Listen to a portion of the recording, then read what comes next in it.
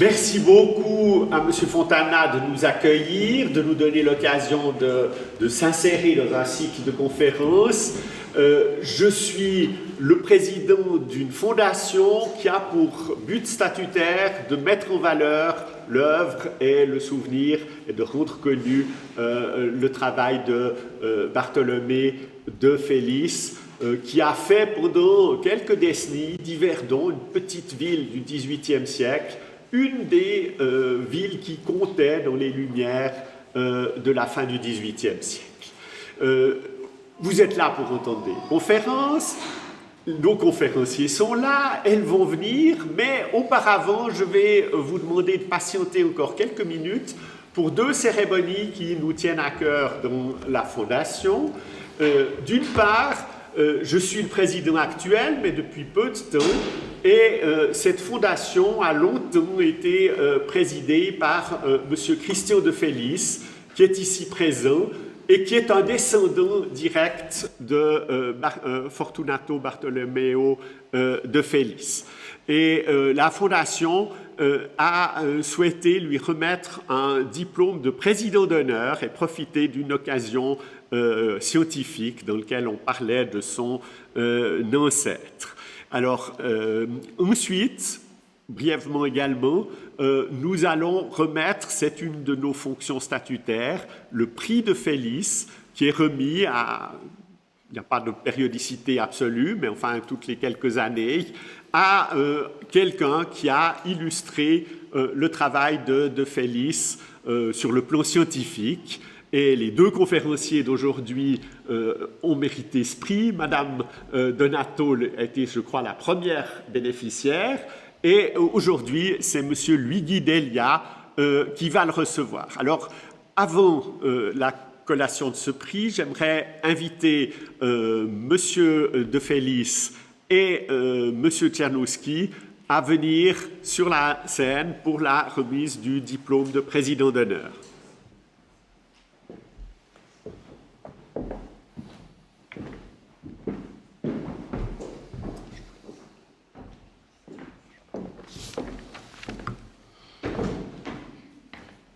Monsieur de Felice, cher ami, ce n'est pas très fréquent qu'une fondation à vocation savante et dédiée à une figure du siècle des Lumières ait le privilège de compter dans ses rangs un descendant direct du personnage historique auquel elle se consacre. Mais avec vous, monsieur de Felice, la fondation consacrée à votre ancêtre, Fortunato Bartolomeo de Felice, a trouvé de plus un infatigable serviteur, constamment guidé par la volonté de faire vivre et revivre la mémoire de cet extraordinaire médiateur des Lumières qu'a été l'éditeur encyclopédique d'Yverdon. Votre engagement en ce sens, d'ailleurs, a longtemps précédé l'existence même de la Fondation.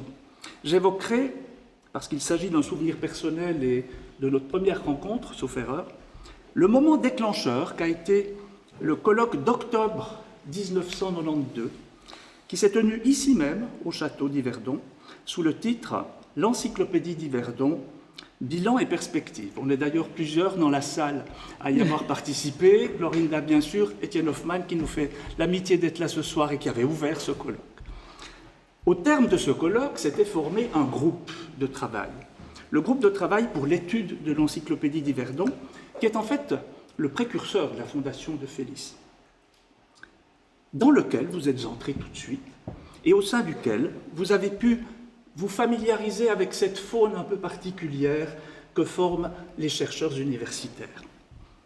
Vous avez œuvré ensuite au sein de la fondation elle-même, créée en 1998, dont vous avez d'emblée été membre du conseil. Vous êtes notamment le concepteur et rédacteur d'une brochure sur De Felice et son encyclopédie, parue en 2003, qui est un exemple remarquable de vulgarisation exigeante. Et j'ai vu qu'il y avait encore des exemplaires de cette plaquette sur la table d'entrée, donc chacun pourra admirer le travail que vous avez accompli à ce moment-là. Mais surtout, après le feu d'artifice initial de la Fondation, qu'a représenté la réalisation d'une édition électronique de l'encyclopédie d'Yverdon, mais immédiatement suivi de la démission de la plupart des membres du précédent Conseil, vous avez accepté d'assumer la présidence de la Fondation en 2004 et en avez ainsi assuré la stabilité et la pérennité. Pendant près de 20 ans, sans cet engagement, M. de Felice, et cette prise de responsabilité de votre part, tant de réalisations significatives que la Fondation a soutenues n'auraient tout simplement pas pu voir le jour.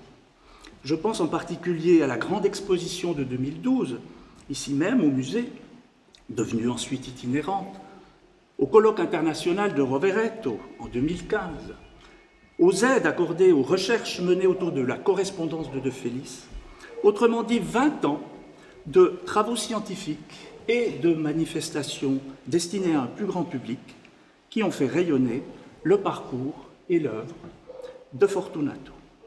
En témoignage de sa profonde reconnaissance pour l'ensemble de ses services rendus, la Fondation de Felice vous confère le titre de président d'honneur de cette fondation dédiée à la mémoire de votre ancêtre. Merci infiniment.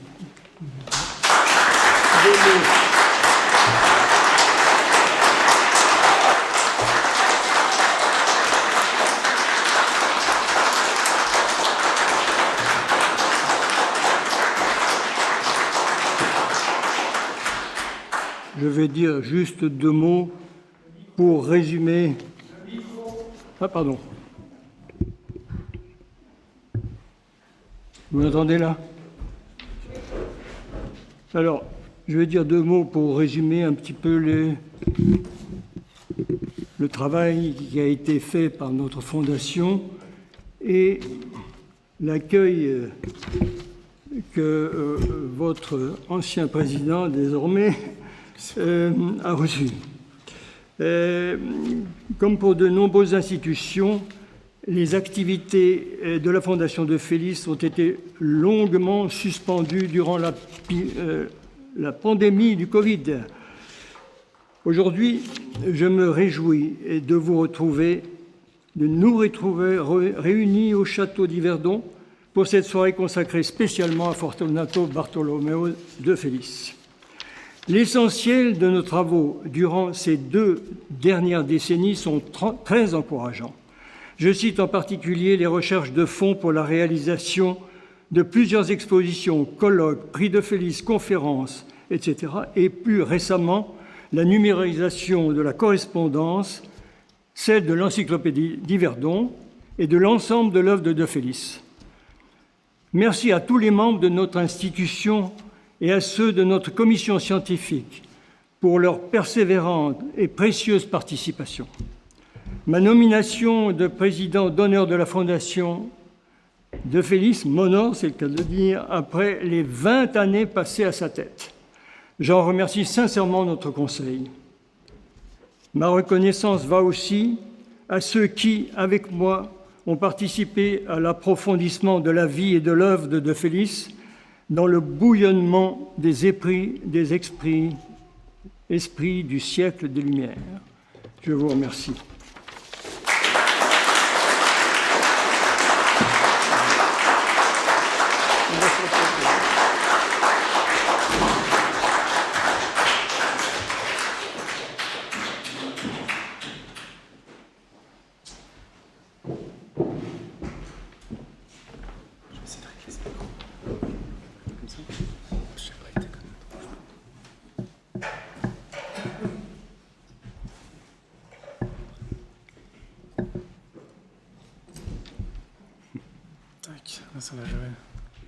Voilà, bonsoir à toutes et à tous. J'ai à présent le plaisir et l'honneur, en tant que membre du Conseil de Fondation, mais aussi en tant que doyen de la Faculté des Lettres de l'Université de Lausanne, de remettre le prix de Felice 2023 à M. Luigi Delia, qui est docteur en philosophie des universités de Bologne et de Dijon, pour ses travaux qui, de façon absolument remarquable, ont mis en lumière un pan méconnu de l'œuvre de De Felice. Parce qu'évidemment que quand on parle de De Felice, et notamment ici à Yverdon, on pense immédiatement à son grand ouvrage, à l'encyclopédie d'Yverdon, cette somme extraordinaire qu'il publie durant les années 1770, 58 volumes, 75 000 articles, 1261 illustrations, donc l'une des plus grandes performances éditoriales de la Suisse des Lumières. Mais il ne faut pas pour autant oublier le reste de sa foisonnante production éditoriale, et notamment toute une facette peu explorée consacrée à la culture juridique des Lumières. Et ça tombe bien, car Luigi Delia est l'un des meilleurs spécialistes en Europe de cette culture juridique et de la philosophie pénale, et c'est lui qui a entrepris de redécouvrir, d'explorer à nouveau frais cette facette encore peu explorée de la production de De Felice. Avant même de publier l'encyclopédie d'Yverdon, dès 1766, donc 4 ans seulement après son arrivée en Pays de Vaud, De Felice est l'un des premiers en Europe à publier une traduction en français du grand traité des délits et des peines du magistrat éclairé milanais Cesare Beccaria. Au même moment, il entreprend une réédition fondamentale des principes des droits de la nature et des gens de Jean-Jacques Burlamaqui, le Genevois, édition considérablement augmentée par des manuscrits inédits que De Felice avait à disposition. Mais c'est surtout une décennie plus tard qu'il va, de façon décisive, contribuer au niveau éditorial à la modernisation et à l'humanisation de la justice en mettant sur pied une entreprise colossale, un dictionnaire universel de justice, également connu sous le nom de Code de l'humanité, qui paraît ici à Yverdon en 13 volumes, à peu près 10 000 pages. Ce dictionnaire est longtemps resté dans l'ombre, que ce soit dans l'histoire du livre ou dans l'histoire du droit, et grâce à Luigi Delia, cet apport fondamental est aujourd'hui mieux connu, exploré, inventorié. Le lauréat du prix va nous en parler tout à l'heure. Et donc, je crois que c'est un moment dont Yverdon peut être fier, car ça nous rappelle que cette petite cité vaudoise des Lumières a, durant quelques années, comme Paris ou comme Philadelphie, été au cœur d'un travail fondamental sur les droits de l'homme, sur l'humanisation de la justice. Et j'aimerais vraiment chaleureusement féliciter et remercier Luigi Delia pour cette contribution majeure à l'histoire du droit et de la philosophie pénale au temps des Lumières. Et je suis très content, Luigi, de te remettre de la part de notre fondation le prix De Felice 2023. Bravo!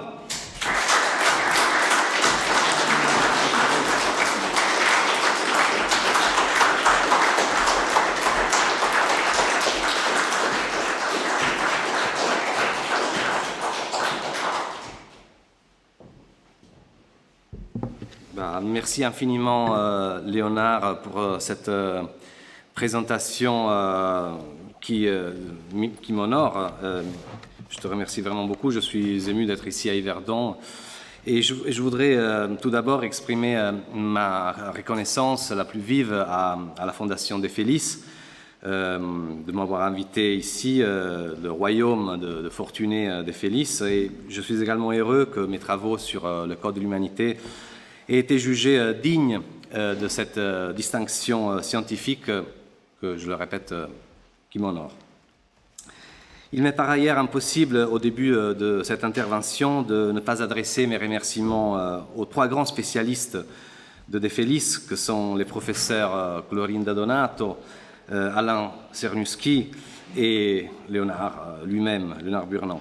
Mes recherches sur le Code de l'humanité doivent beaucoup à leurs travaux, incontournables sur la biographie intellectuelle de De Felice, sur sa correspondance littéraire et naturellement sur l'encyclopédie d'Yverdon et son rayonnement international. Enfin, mes recherches sur le Code de l'humanité n'auraient pas été possibles sans le soutien et les encouragements du professeur Martin Rueff, qui m'a généreusement accueilli à Genève pendant presque 4 ans au sein de son équipe herméneutique des Lumières dans le cadre du Fonds national suisse de la recherche scientifique. Et je tiens également à dire un grand merci à Vincent Fontana qui nous met à disposition cette magnifique salle du musée d'Yverdon pour cette cérémonie et pour ce moment dédié à De Felice, pour son 300e, donc pour une date importante de son histoire. Alors, je vais utiliser un PowerPoint que normalement devrait se trouver ici. Voilà. Je vais dire pour la main.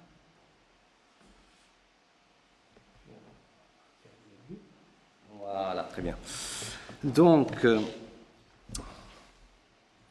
Dans les quelques minutes que j'aurai à ma disposition, j'aimerais tout d'abord évoquer les raisons scientifiques qui m'ont orienté vers l'étude du Code de l'humanité, une source que, comme l'a rappelé Léonard, était alors assez méconnue et plutôt marginale au sein des recherches sur l'encyclopédisme européen du second XVIIIe siècle. Ensuite, je livrerai une brève description du Code de l'humanité lui-même et je dirai un mot sur la place singulière que ce recueil occupe, à mes yeux, dans l'histoire des encyclopédies. Enfin, dans un troisième moment, je m'attarderai sur la première réception internationale du Code de l'humanité, ce qui me permettra de souligner comment, dès sa parution en 1778, ce recueil ait suscité un certain intérêt dans les milieux savants, politiques et religieux. On peut dire que tout a commencé en 2015, quand j'ai publié ma monographie « Droit et philosophie à la lumière de l'encyclopédie ». Dans cet ouvrage, j'ai procédé à une enquête sur la question du droit dans l'encyclopédie de Diderot et d'Alembert. À partir d'une étude des différents articles relatifs aux questions juridiques, je me suis efforcé de résoudre deux questions majeures. Premièrement, il a fallu établir les différentes sources d'inspiration des encyclopédistes, ainsi que les perspectives dans lesquelles ceux-ci s'inscrivent en rédigeant leurs articles juridiques, et qui confèrent à cet ouvrage emblématique des Lumières son caractère polyphonique. Les prismes successifs des questions du droit naturel, du droit de la guerre, de l'esclavage colonial, la loi de l'esclavage, de la peine de mort, du crime de lèse-majesté et de la torture judiciaire ont permis de mettre en lumière l'opposition entre deux approches du droit. L'une, portée par les juristes, est essentiellement descriptive et se distingue par son érudition historique et juridique. Elle est notamment à l'œuvre dans les articles de Boucher d'Argy. L'autre est celle des philosophes réformateurs. Elle s'autorise de l'idée d'une justice naturelle pour mener la critique des usages établis et des autorités illégitimes. Sa figure de proue est le chevalier de Jaucourt, qui se révèle le véritable jus naturaliste de l'encyclopédie. À une telle enseigne, l'encyclopédie apparaît comme le point de jonction des deux cultures juridiques du siècle des Lumières, le lieu d'une mise en relation entre l'esprit de réforme et une idéologie conservatrice. Dans les premiers chapitres de l'ouvrage, j'ai montré comment, afin de contribuer à la réforme du système juridique français, Jaucourt met au point une stratégie discursive basée sur un usage complexe des thèses et des arguments de l'école moderne du droit naturel, mais aussi et surtout de l'esprit des lois de Montesquieu. Les prédécesseurs, par le jeu des citations, sont enrôlés dans la lutte en faveur de l'autonomie de la raison contre les différentes formes d'oppression et la dilution de la justice dans la force. À travers la restitution de la démarche de Jaucourt, j'ai apporté des éléments de réponse à ma deuxième grande interrogation qui concerne le rôle des encyclopédistes dans l'évolution de la culture juridique en Europe au XVIIIe siècle et notamment dans l'émergence d'un discours hostile aux multiples formes d'assujettissement portées par l'absolutisme.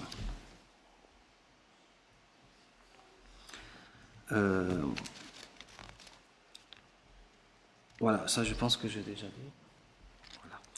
La seconde partie de mon ouvrage était en effet dédiée à la réception et au développement des débats juridiques de l'encyclopédie évoqués précédemment, à l'élan nouveau que leur a donné la pensée de Cesare Beccaria, ainsi qu'aux diverses publications encyclopédiques qui fleurissent à partir de 1765, notamment en Suisse, pays où le justnaturalisme fut fortement représenté dans les universités. Un chapitre examine les notes sur le traité des délais des peines attribué à Diderot, dont la teneur audacieuse modère la thèse d'un abolitionnisme de la peine de mort et de la torture qui serait généralement répandue parmi les encyclopédistes. Un autre chapitre porte sur la reprise des arguments beccariens sur la peine de mort, qui mobilise notamment l'énergie des contributeurs de l'encyclopédie d'Yverdon, du répertoire de jurisprudence de Guyot, du dictionnaire de jurisprudence de l'encyclopédie méthodique de Pankouk, enfin du Code de l'humanité lui-même. Ces études de cas convergent finalement vers une conclusion forte. Il est possible de réinsérer le mouvement encyclopédiste dans sa complexité et sa polyphonie antidogmatique même, au sein du grand mouvement pluriséculaire de transformation des droits naturels de la théologie en droits de l'homme de la philosophie. En ce sens, mon ouvrage plaide en faveur de la thèse d'une continuité entre l'encyclopédie et l'esprit de la Déclaration des droits de l'homme de 1789. Or, quand j'ai débuté mes recherches sur le Code de l'humanité, ce dictionnaire était le parent pauvre des études sur les dictionnaires du XVIIIe siècle. Cependant, plusieurs éléments avaient suscité ma curiosité. Son intitulé, bien sûr, mais aussi sa date de parution, 1778, encadrée entre les déclarations des droits américaines et françaises, tout comme la rencontre, au sein des articles raisonnés du dictionnaire, entre la conceptualité juste naturaliste, la rationalité politique des Lumières et une éthique d'inspiration calvinienne. Si cette rencontre confirmait à mes yeux que la culture réformée imprègne l'encyclopédisme des Lumières, de Bayle à De Felice en passant par le Chevalier de Jaucourt, elle m'a incité également à réinterroger la force d'attraction des Lumières en milieu protestant. En effet, s'il y a une culture religieuse capable d'être mise en relation avec l'esprit des Lumières, c'est bien le christianisme réformé. Peut-être parce qu'il est né d'une révolte et de la conviction que, pour aimer Dieu, l'homme devait être autonome et penser par lui-même. Quoi qu'il en soit, cette imbrication de traductions culturelles que le Code de l'humanité favorise m'a semblé pouvoir ouvrir d'intéressantes perspectives, non seulement pour questionner les frontières entre le droit, la morale, la politique et la religion, mais aussi pour reconsidérer les enjeux du nouveau rapport qui s'établit entre le pouvoir et la personne à la veille de la Révolution et de la Déclaration des droits. Si le Code de l'humanité a donc été le sujet du dernier chapitre de mon livre, il est devenu aussitôt l'objet privilégié d'un nouveau projet de recherche entièrement consacré à étudier en long, en large et en travers ce vaste et riche dictionnaire de droit et de justice. Non, il ne veut plus aller. S'il est comme ça. Hein? Non, c'est comme ça. Okay. Voilà. Pour procéder à mon deuxième développement, qui concerne une concise description du Code de l'humanité, je vais d'abord dire un mot à propos de son esprit, et ensuite en présenter la manufacture en m'appuyant sur les données fournies par l'inventaire informatisé que j'ai moi-même établi. De Felice emploie deux titres différents pour illustrer son dictionnaire. Une première édition est parue en 1777 sous le nom de Dictionnaire universel raisonné de justice naturelle et civile. Une deuxième édition, en tout point identique à la première, à l'exception notable de l'intitulé, est imprimée l'année suivante sous le titre de Code de l'humanité ou la législation universelle, naturelle, civile et politique. Ce changement de titre répond tant à une stratégie commerciale qu'à une exigence de précision conceptuelle. Ce choix est révélateur de la double casquette de De Felice, à la fois éditeur et philosophe.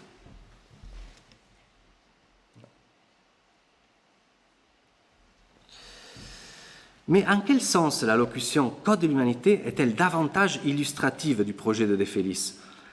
Pour saisir la polysémie de cette locution « Code de l'humanité », il convient de souligner la permanence dans les deux intitulés assignés au dictionnaire des adjectifs universels et naturels. D'une part, mention est faite d'un dictionnaire universel de justice naturelle. D'autre part, il est question de législation universelle et naturelle.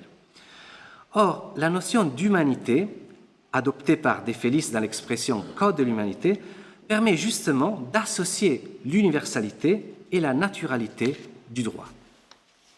Le Code de l'humanité exprime d'abord l'idéal d'embrasser l'univers juridique, de donner non seulement des informations à propos de toutes les législations positives anciennes et modernes, du droit romain au droit vénitien du XVIIIe siècle, mais aussi des indications à propos de toutes les législations civiles et politiques, c'est-à-dire à propos des lois de droit privé et des droits publics.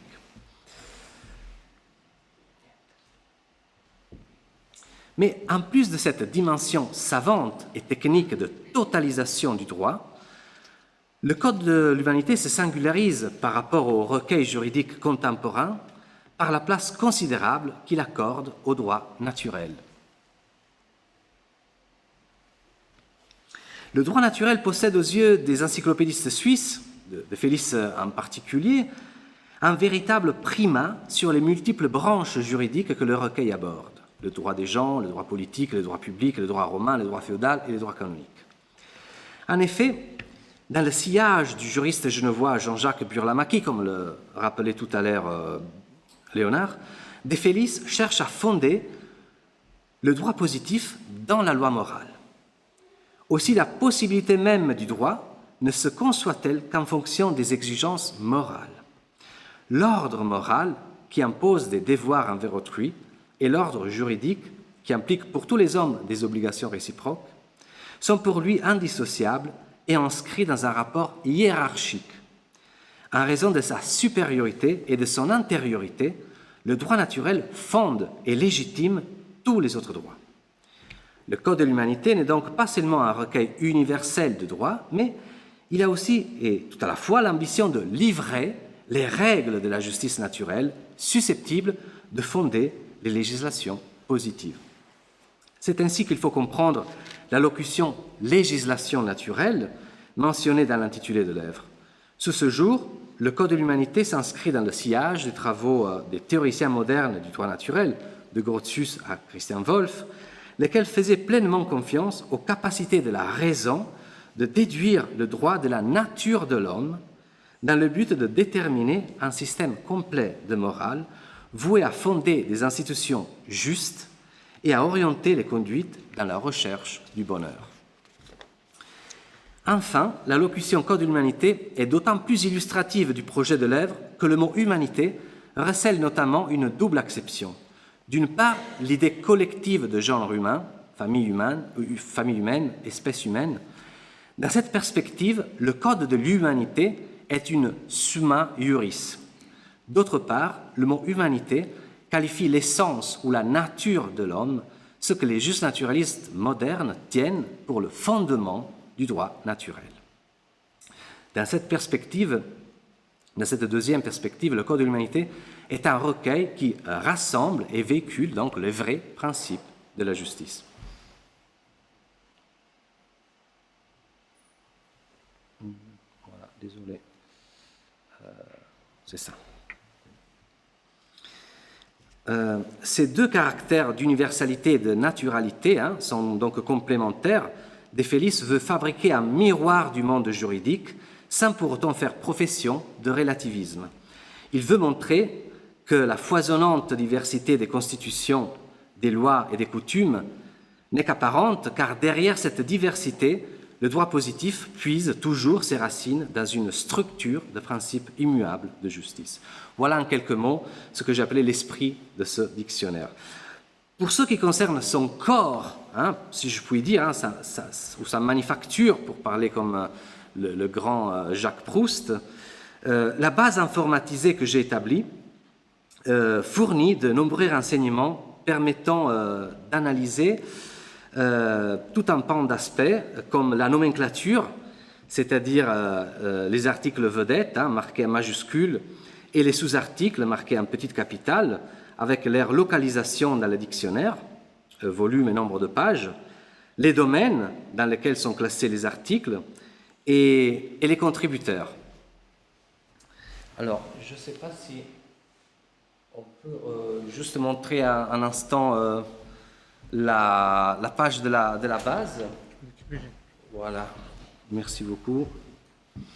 C'est compliqué de gérer à la fois l'écran avec la base et l'écran avec le PowerPoint, mais juste pour... 14. Voilà. Donc, je disais que la base permet les interrogations informatisées suivantes à l'aide de moteurs de recherche, qui sont ici. Bon, je ne vais pas entrer dans le détail, sinon ça va être trop long. Il y a une recherche simple et une recherche avancée. Et puis, on peut mener plein de recherches qui concernent donc la présence ou l'absence d'un article et ou d'un sous-article, la localisation des entrées dans le dictionnaire, avec le numéro du tome et des pages. Je sais pas si on peut faire ça.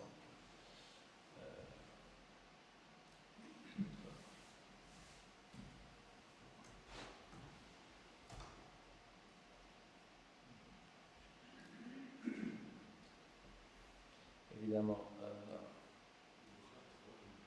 Voilà, il faut un peu de temps. Bon, si on prend voilà, un article de n'importe lequel, NS, droit d'NS, vous avez donc, déjà on trouve voilà, droit c'est sorti parce que c'est rattaché à tous les articles comme accroissement, droit d'accroissement, NS, droit de... Voilà, donc on peut multiplier les recherches avec cette base, entre autres la présence ou l'absence d'un article, la localisation des articles dans le dictionnaire avec le numéro du tome et des pages, l'association entre les articles et les contributeurs, même si plusieurs articles ne sont pas signés, possibilité de calculer combien d'articles a écrit un certain contributeur, de les lister, de les répartir par domaine. Chaque auteur fait en outre l'objet d'une notice qui fournit les aspects suivants: prénom, nom, date de naissance et de mort, marque de la signature, éléments de sa biographie intellectuelle. Et la classification des articles par matière est également possible. Donc, possibilité de quantifier exactement les articles et les sous-articles regroupés dans les différents domaines. Je ne vais pas entrer dans les détails parce que ça risque d'être un peu trop long. Je reviens à la base. Donc, voilà, en plus de la page de garde qui contient une présentation et une illustration, le site web de la base comporte donc voilà, ce menu recherche. Ensuite, l'indication des liens Internet vers les 13 volumes du Code de l'humanité, numérisés par la Bibliothèque nationale de France, ce qui permet en fait d'accéder aux 13 volumes en PDF. Une notice bibliographique, des liens vers la version numérique de l'Encyclopédie de Paris et vers l'inventaire informatisé de l'Encyclopédie d'Yverdon, mis en œuvre par Clorinda Donato, et ainsi qu'un mode de présentation du responsable scientifique du projet. J'aurais bien voulu également ajouter un lien vers l'édition numérique de l'Encyclopédie d'Yverdon, mais hélas, elle est protégée par des droits d'auteur, donc on ne peut pas la consulter librement. La base rend possible donc une visualisation globale de l'œuvre, 13 volumes, 9472 pages, 4112 vedettes d'articles, 896 sous-articles, pour une nomenclature globale de plus de 5000 entrées, 153 domaines, environ 20 auteurs ayant contribué au moins une entrée.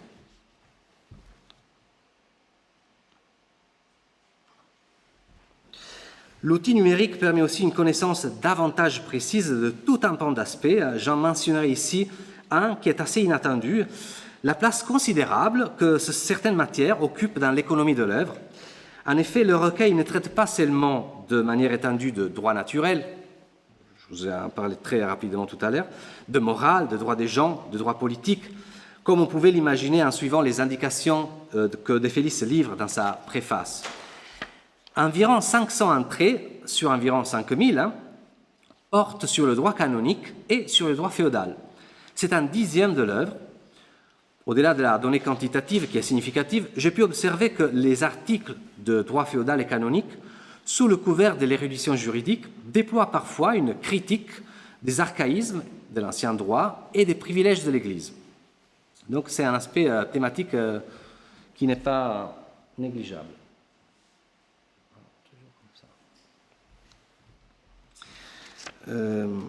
Pour traiter ces domaines, alors, je tiens également à souligner que la place ménagée à ces domaines, le droit féodal et le droit canonique, est l'une des principales nouveautés que le Code de l'humanité apporte sur le plan thématique par rapport à l'Encyclopédie d'Yverdon, qui est la source mère du Code de l'humanité, et où ces mêmes domaines ne sont quasiment pas pris en considération, ou en tout cas beaucoup moins.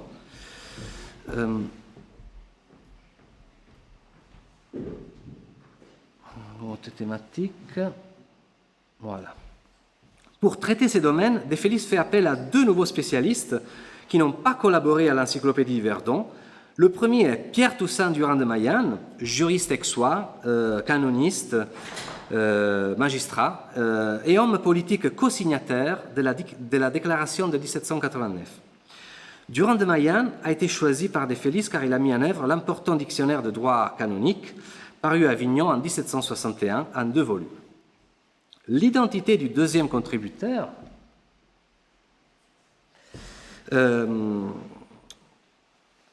auteur de quasiment tous les articles de droit féodal ayant pour signature le sigle R, est apparemment mystérieuse.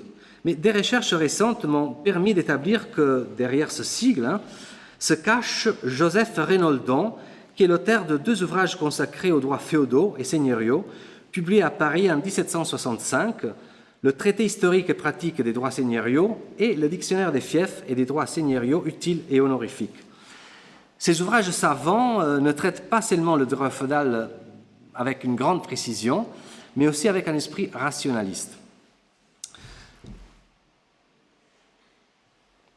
Et j'en viens à mon dernier point qui concerne la réception, disons, contemporaine du Code de l'humanité, contemporaine à De Felice.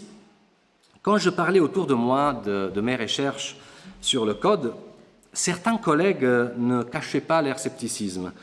Lors d'un colloque, on m'a adressé même une question un peu vilaine. Pourquoi t'intéresses-tu, Luigi, à ce dictionnaire que personne ne lisait à la veille de la Révolution? Mes interlocuteurs étaient mal renseignés en réalité, car dès sa parution en 1778, le Code de l'humanité a suscité un intérêt international et une appréciation réelle au sein des milieux savants, politiques et ecclésiastiques. En témoigne une recension de Samuel Formet, même s'il est en quelque sorte juge et parti parce qu'il était un des collaborateurs de Felice, mais aussi les correspondances privées de Thomas Jefferson et du cardinal romain Onorato Caetani.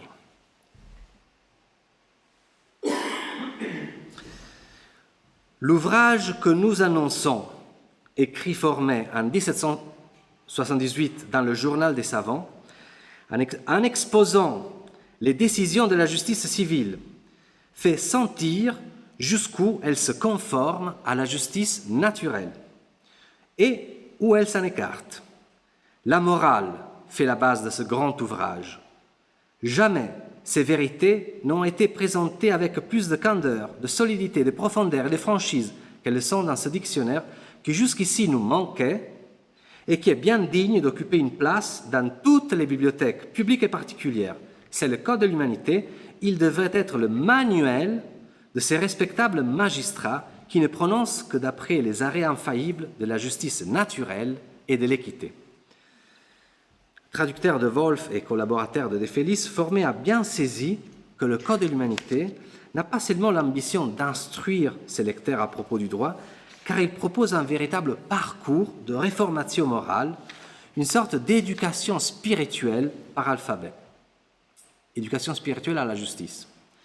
Il s'agit, en dernière instance, de former le législateur, de former le juge, de former le citoyen aux valeurs de la justice repensée sous le signe d'un Aufklärung justnaturaliste. L'ouvrage a par ailleurs dépassé les frontières européennes et retenu l'attention des pères fondateurs des États-Unis. Thomas Jefferson lui-même s'en est procuré un exemplaire pour l'ajouter à l'impressionnante collection de sa bibliothèque privée. De plus, il fait l'éloge de l'ouvrage, il en parle autour de lui et il se soucie même d'en expédier un exemplaire à Edmond Randolph, le futur secrétaire d'État américain, accompagné d'une lettre envoyée de Paris le 20 septembre 1785. Et je traduis en français cet extrait. « Je vous envoie par la voie du Havre un dictionnaire de droit naturel et civil en 13 volumes, appelé le Code de l'humanité. Il est publié par De Felice, mais écrit par lui et plusieurs autres auteurs de réputation établie. C'est un excellent ouvrage. Je ne veux pas dire qu'il réponde entièrement à son titre. Il aurait fallu pour cela un volume 50 fois supérieur. Il manque beaucoup d'articles que le titre nous inciterait à y chercher. Mais les articles dont il traite sont bien écrits. Il est meilleur que le volumineux dictionnaire diplomatique et meilleur aussi que la même branche de l'encyclopédie méthodique. contre Pankouk. Qualifié par Jefferson d'excellent recueil de droit naturel et civil, le Code de l'humanité ne circule pas donc seulement chez les fondateurs des États-Unis, qui cherchaient à créer une nouvelle société avec un pouvoir politique limité, mais il a eu une diffusion également dans l'ère catholique romaine.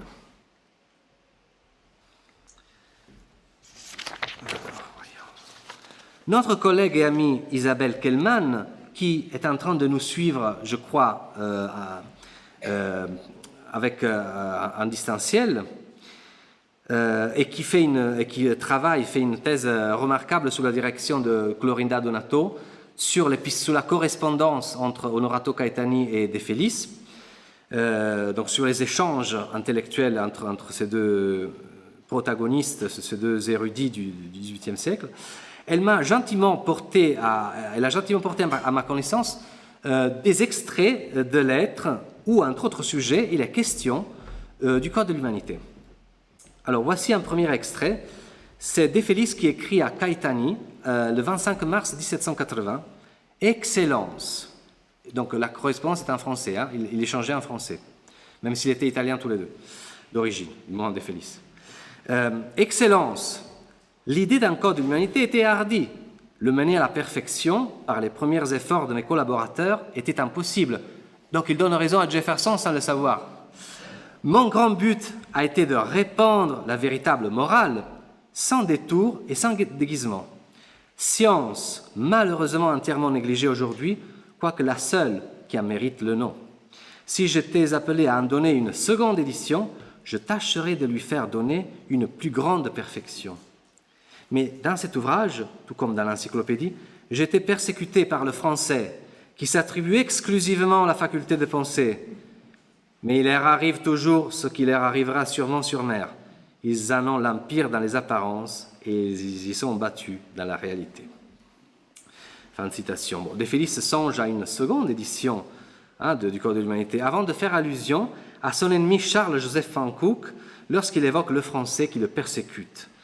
Comme l'a montré très bien Léonard Burnand dans un article sur la guerre éditoriale et commerciale entre De Felice et Pankouk, une guerre qui a lieu dans les années 1770-1780, voilà, il existait à cette époque-là une véritable rivalité, concurrence, hostilité entre ces deux hommes.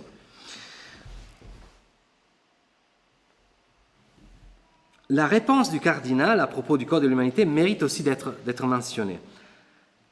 Caetani à De Felice, 22 avril 1780. « Monsieur, que vous dirais-je du Code de l'humanité ? Il n'a sûrement pas besoin de mon suffrage pour se répandre en Italie. Votre nom, qui en fait l'éloge, le fait beaucoup rechercher. Assurez-vous, monsieur, qu'il est fort goûté ici par quelques professeurs de bon sens, par les gens de lettres, mais surtout par les jeunes gens, qui, n'étant pas encore passionnés par les erreurs utiles, ont l'âme ouverte à la vérité. Les avocats Mazei et Duny, qui se sont déjà fait un nom dans la République des lettres et qui se connaissent assez en toutes les branches du droit philosophique, n'estiment pas moins l'auteur que l'ouvrage. » Fin de citation. Cet extrait est un premier témoignage de l'intérêt que le Code de l'humanité a su susciter aussi dans l'Europe méridionale, alors que le recueil était diffusé principalement dans l'Europe réformée du Nord.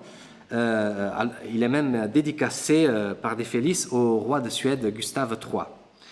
Les mots du cardinal Caetani à propos du profit que les juristes romains en ont tiré à sa lecture font écho, me semble-t-il, aux mots de Samuel Formet, quand il disait que le Code de l'humanité devrait être le manuel de ces respectables magistrats qui ne prononcent que d'après les arrêts infaillibles de la justice naturelle et de l'équité. Il y a donc une pénétration de ce recueil dans le domaine des juristes, italiens, romains, et donc catholiques, en sens, liés aux Lumières catholiques. En guise de conclusion, il convient de laisser à De Felice lui-même le dernier mot, c'est une sorte de vœu, un mot que je puise d'une nouvelle lettre adressée à Caetani le 7 janvier 1781. Monseigneur, mais le plus grand prix encore de l'encyclopédie d'Yverdon, c'est qu'on y respecte la religion et la morale, et qu'on y combat par tous les vices qui leur sont opposés. Il serait à souhaiter que cet ouvrage se trouvât dans les bibliothèques publiques de Rome, au moins autant que le Code de l'humanité. Dans toutes les bibliothèques, ces ouvrages feraient un bien considérable à l'esprit humain. Voilà, je vous remercie.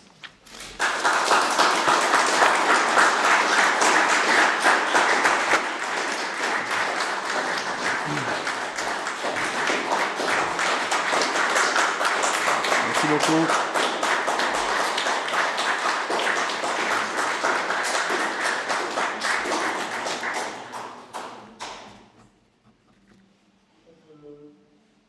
Consacrer 5 minutes à des questions.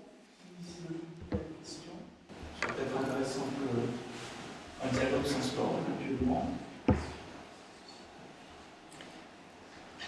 Bonjour, je prélude. Quelle est la part qui est reprise de l'encyclopédie d'Yverdon dans ses articles du Code de l'humanité? Est-ce qu'il y a une réutilisation, un recyclage au fond? Oui, absolument. On peut dire que l'encyclopédie d'Yverdon donne la matière essentielle au Code de l'humanité. On peut considérer comme le Code de l'humanité en large partie comme un dictionnaire thématique ou un dictionnaire particulier, pour utiliser l'expression qu'on utilisait juste à l'époque, de l'encyclopédie d'Yverdon. Donc il y a des larges parties qui sont vraiment repris telles quelles, à l'identique, en faisant donc une transmission d'un ouvrage à l'autre. Après, ce que j'ai essayé de mettre en évidence, c'est que c'est deux choses. D'une part, il y a des thématiques nouvelles qui viennent enrichir le Code de l'humanité, qui sont des parties d'érudition juridique, donc le droit féodal, le droit canonique. Mais ce qui est intéressant, c'est aussi l'opération, c'est l'opération philosophique. De Félix, à travers le Code de l'humanité, il essaye de prendre un aspect de l'encyclopédie d'Yverdon qui lui est particulièrement, qu'a saisi est particulièrement importante, et c'est, disons, l'aspect moral, hein, au sens large, droit naturel, et l'aspect éthique, donc de la justice. Et je dirais que cet élément est à mettre en relation avec un autre aspect qui est fondamental, c'est la question du bonheur, à mes yeux. Parce qu'il y avait deux branches du savoir en particulier qui étaient particulièrement à cœur à De Félix, qui avait évidemment donc un intérêt encyclopédique, hein, mais dans son intérêt encyclopédique, donc pour tous les savoirs, il y avait deux savoirs qui étaient pour lui stratégiques pour le bonheur des hommes. C'était la médecine et la morale. Il y avait un projet en fait de dictionnaire de médecine qui n'a pas abouti. La médecine, c'est fondamental pour le bonheur parce que ça, disons, c'est le volet bonheur physique, c'est la santé, donc le bonheur du corps humain. Et la morale, c'est le volet de l'âme, donc c'est le bonheur de l'esprit et disons, d'un point de vue plus interpersonnel, le bonheur en société, de l'homme pris individuellement, donc l'éthique, la morale, mais aussi de l'homme pris en tant qu'être social, donc la justice. La justice et la politique. Et le Code de l'humanité représente ce deuxième volet d'un dictionnaire de philosophie morale, c'est celui-même qui utilise ces expressions, hein, de droit naturel, c'est un peu des synonymes, de justice naturelle, voilà. Et je pense que c'est ça un peu ce qui permet de distinguer le Code de l'humanité par rapport à l'encyclopédie d'Yverdon. Donc il y a certainement une continuité évidente dans la manufacture, dans le corps du texte, et après il y a des différences qui concernent à la fois l'aspect lexicographique, mais aussi voilà, cette dimension plus de philosophie morale qui tenait très à cœur à De Félix, qui voulait être d'ailleurs... Il avait à cœur la question de l'éducation, il avait essayé de devenir professeur de droit naturel en Suisse, etc. C'était une question Il a travaillé énormément sur Burlamaqui, à une édition, à une refonte des œuvres majeures de Burlamaqui, annotées, complétées, etc. Donc c'était une question, celle du droit naturel, du droit politique et de la morale qui était au cœur de ces projets.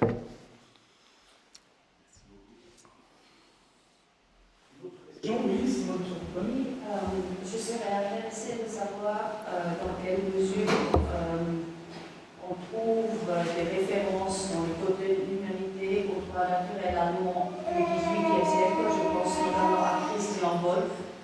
On pourrait former à bien sûr traduit Wolff, mais puis il y a aussi Emer de Vattel, qui lui son droit du genre et qui se base aussi sur le droit naturel de Wolff.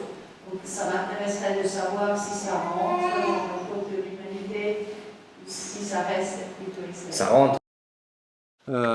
Pour ce qui est...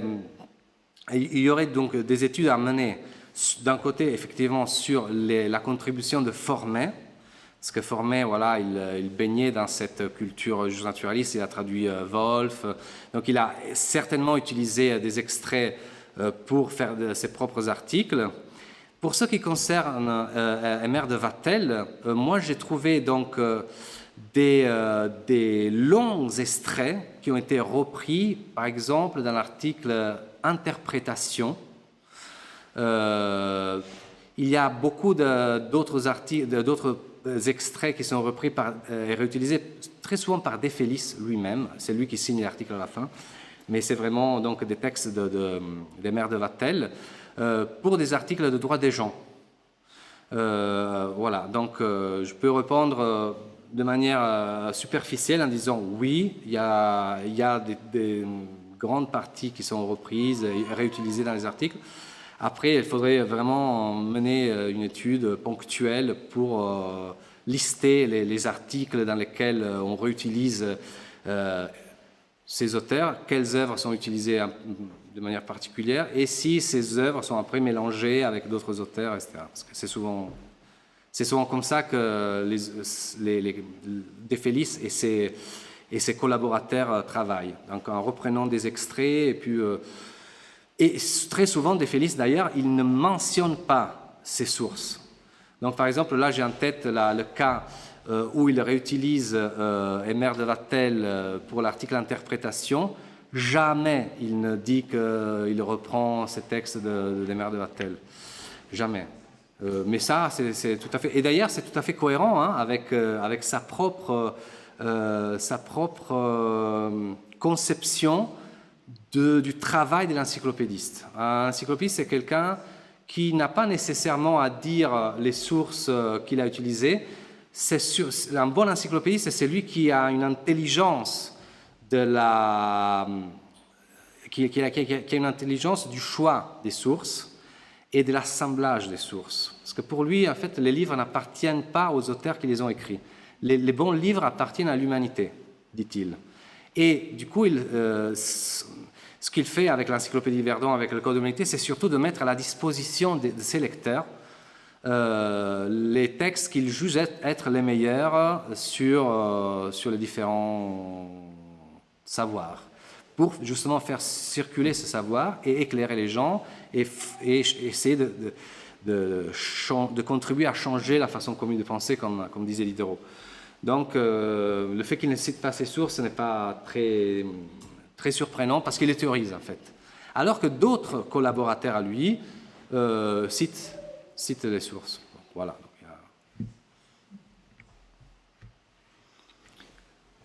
Je vous écoute. Désolé, parce que je pense qu'il y avait un monsieur avant. Excusez-moi, ça sera très court. Merci beaucoup pour votre intervention très intéressante, passionnante. Comme fils de Christian, je me permets de poser également une petite question. Et comme pasteur également, on a vu le dialogue constant de Fortuné avec le droit canonique, avec le droit naturel, avec tout ce qui tournait autour de lui, et quelle a été dans ces dialogues la place des idées précisément réformées ou issues de la réforme est-ce que vous avez traité cet aspect-là ou pas du tout? Parce que Formet était tout de même un luthérien, en tout cas influencé par les idées luthériennes. Donc voilà, il y a peut-être là, est-ce que ça tourne autour de la morale? Est-ce que c'est quelque chose qui, le point central, le point d'ancrage de tout ça se situe autour de la morale ou pas? Si. Alors, il y a effectivement Samuel Formet, il y a Gabriel Mangard, il y a Élie Bertrand. Je pense que ces trois auteurs sont les auteurs les plus importants à l'intérieur du Code de l'Humanité comme collaborateurs protestants de De Felice. Moi, je donnerai une réponse un peu superficielle, mais ce que j'ai remarqué, c'est que ce qui permet un peu de faire le lien entre lui et ses collaborateurs par rapport à la religion réformée, c'est une approche antidogmatique, il me semble. Il me semble que l'orientation est celle d'un christianisme assez libéral, antidogmatique, tolérant, et voilà. Donc moi, ce que je mets en lumière aussi, c'est l'importance, en tout cas, de ce versant protestant, en lien avec la philosophie des Lumières, la philosophie politique des Lumières, même si là aussi c'est pluriel, c'est compliqué. Mais, disons, relier toutes ces traditions-là dans une pensée qui se forme à cette époque et qui va vers une sorte de politisation des droits de l'homme, me semble-t-il. Parce que, disons, l'élan protestant et l'esprit des Lumières ensemble permettent un certain nombre de prises de position. Je pense par exemple à l'article conscience, où un éloge est fait de la liberté de conscience, et on sait que la liberté de conscience est le premier des droits de l'homme. C'est-à-dire qu'un État n'a pas le droit d'opprimer un sujet qui a certains intérêts religieux. Donc voilà, on retrouve des aspects comme ça qui sont très intéressants et qui permettent effectivement de réfléchir sur cette synergie entre christianisme réformé. Après, voilà, un autre aspect intéressant, c'est justement que c'est la dimension évangélique. C'est la dimension évangélique. Ça aussi, je l'ai retrouvé souvent. Donc, une attention aux idées de bienveillance, de bienfaisance, donc un discours qui est fortement chrétien. Après, il faudrait également, on en discutait tout à l'heure, approfondir le volet catholique, c'est-à-dire est-ce qu'il n'y a que des oppositions par rapport au catholicisme, ou on peut trouver aussi un intérêt de De Felice pour la lumière catholique, par exemple. Donc voilà. Je vous remercie.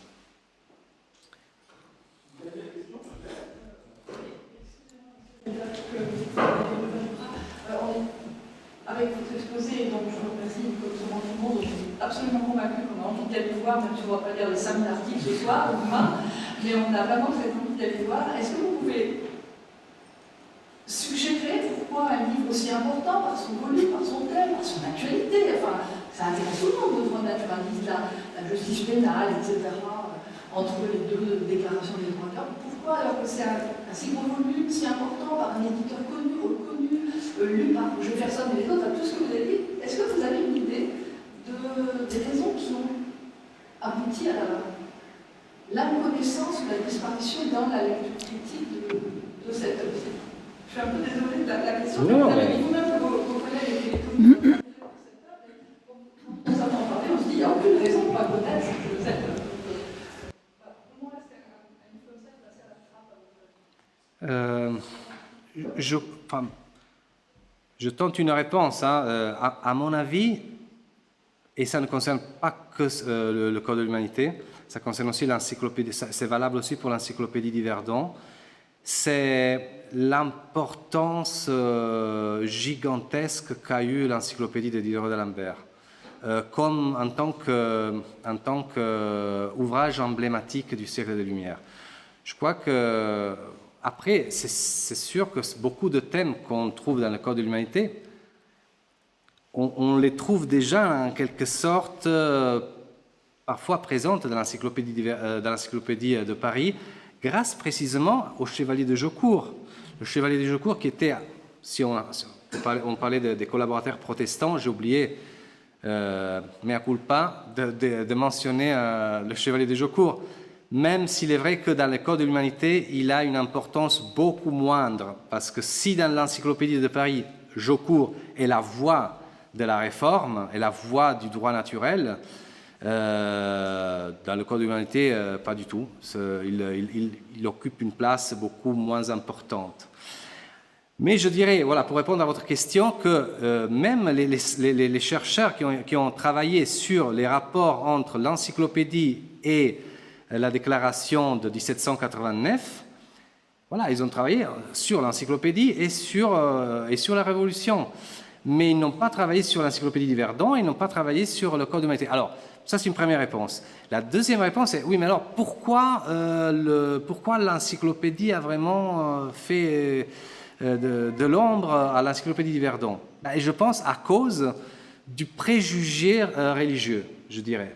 C'est-à-dire que beaucoup de collègues à moi me disaient, mais Luigi, pourquoi tu travailles sur le contexte d'Yverdon, qui est un contexte non sécularisé. C'est un contexte, au fond, qui s'oppose à l'esprit des Lumières. Moi, je disais, mais non, c'est un équivoque, ça.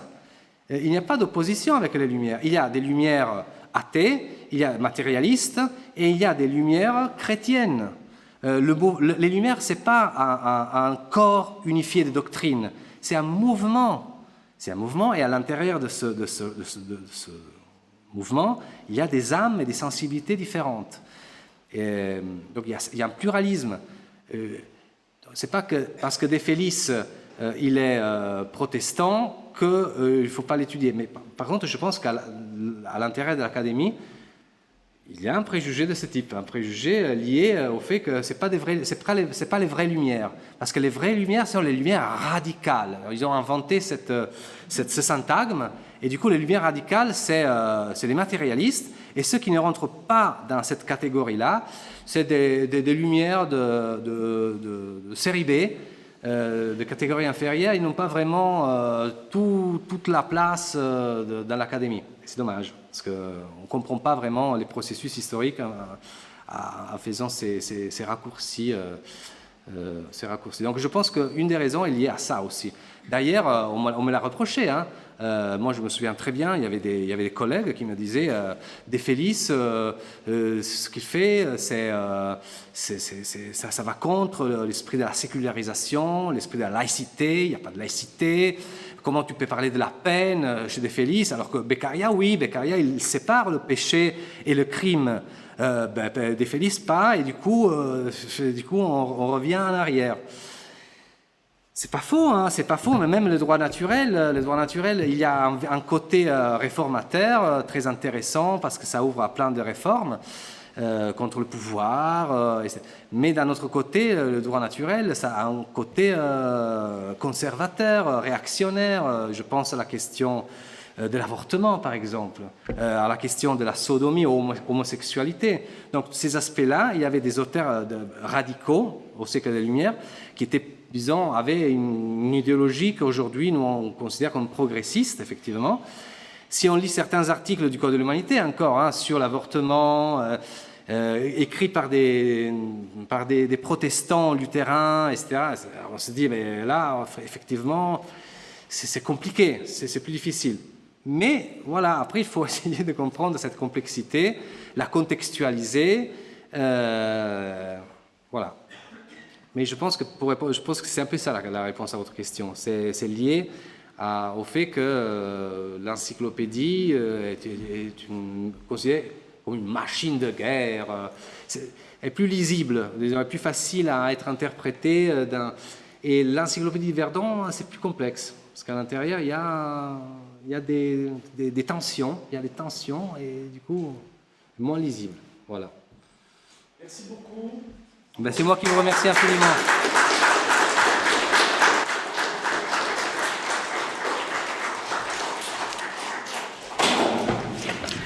Pour mettre mon parfum.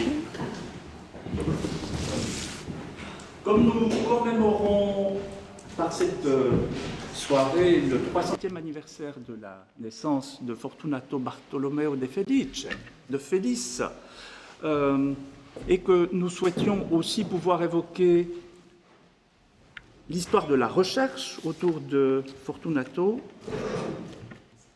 nous avons invité la grande chercheuse qu'est Clorinda Donato, et pour celles et ceux qui parmi vous ne la connaîtraient pas encore, j'ai l'honneur et le plaisir de la présenter.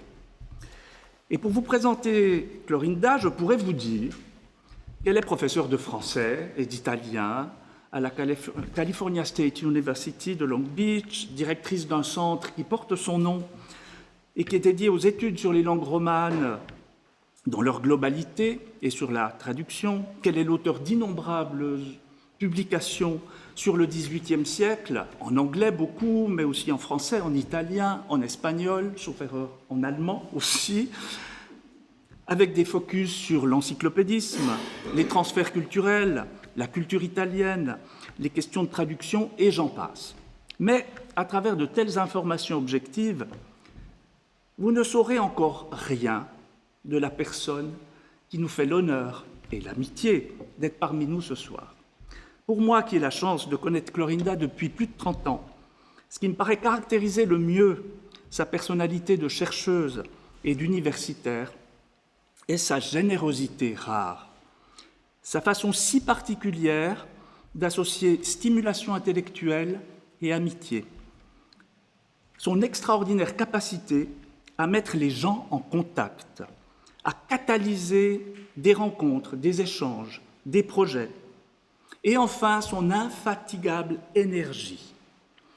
Une énergie qui, parce que Clorinda a su rester fidèle à ses premières amours de chercheuse, de Felice, ses productions encyclopédiques, sa correspondance, qui était le sujet de sa thèse de doctorat, soutenue à UCLA en 1987, a fait d'elle, donc cette énergie, a fait d'elle depuis 30 ans, et pour de nombreuses années encore, j'en suis certain, le moteur le plus efficace des recherches sur l'éditeur d'Yverdon.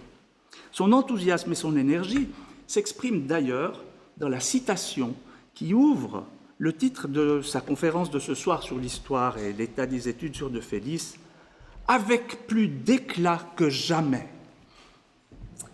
Clorinda, merci du fond du cœur d'être avec nous ce soir.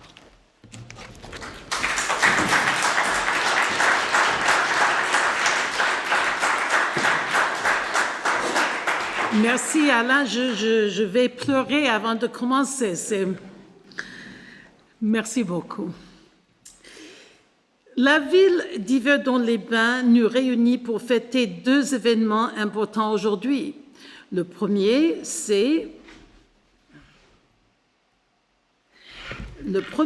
est de commémorer le tricentenaire de la naissance de Fortunato Bartolomeo de Felice, cet intellectuel et religieux italien exilé à Yverdon, à Berne et à Yverdon, au XVIIIe siècle. Le second est de célébrer un intellectuel italien de notre temps qui est également à Yverdon-les-Bains aujourd'hui. Je veux parler de Dr. Luigi Delia, présent parmi nous et qui a l'honneur d'être le 5e lauréat à recevoir le prix de la Fondation de Felice. Il m'est difficile d'exprimer ce que représente le fait d'être ici aujourd'hui pour vous faire connaître Luigi Delia, mais aussi pour retracer brièvement le travail effectué dans tant de directions et domaines au cours des 120 dernières années sur Fortunato Bartolomeo de Felice. Je pense aussi à toutes ces personnes qui ont contribué par leurs efforts de recherche à l'évolution de l'image atteinte aujourd'hui de De Felice, de son œuvre et de son milieu. Je dis 120 ans parce qu'en 1903, Eugène Maccabée a publié la première monographie de Felice, F.B. De Felice, et son encyclopédie d'Yverdon. Ce volume était sa thèse de doctorat de l'Université de Lausanne et comme indiqué dans le titre, il était basé sur des documents inédits. en particulier l'autobiographie de De Felice, dont il a publié de larges sections dans son volume, sans jamais indiquer cependant où il avait vu et consulté. Je sais que je parle au nom de tous les spécialistes de Felice en disant que nous ferions n'importe quoi pour voir cette autobiographie dans son intégralité. Se pourrait-il qu'elle soit encore en possession de quelqu'un? Nous ne pouvons qu'espérer qu'elle fera un jour surface. Maccabée a également inclus l'encyclopédie d'Yverdon dans son titre, ayant identifié l'encyclopédie comme un ouvrage très important, digne d'intérêt en tant que compilation suisse méritant d'être étudiée plus en profondeur. Un bref aperçu de la vie de De Felice est nécessaire pour ceux qui ne connaissent pas sa vie et ce qui l'a amené à Yverdon. Fortunato Bartolomeo de Felice était venu en Suisse en tant qu'exil religieux après avoir tenté de fuir l'Italie avec la comtesse Pansuti qui l'avait retiré du couvent où son mari l'avait enfermé. Sa brillante carrière naissante à l'université de Naples ayant été contrariée, il quitta l'Italie et s'installa à Berne. Alors voilà, Naples, Berne.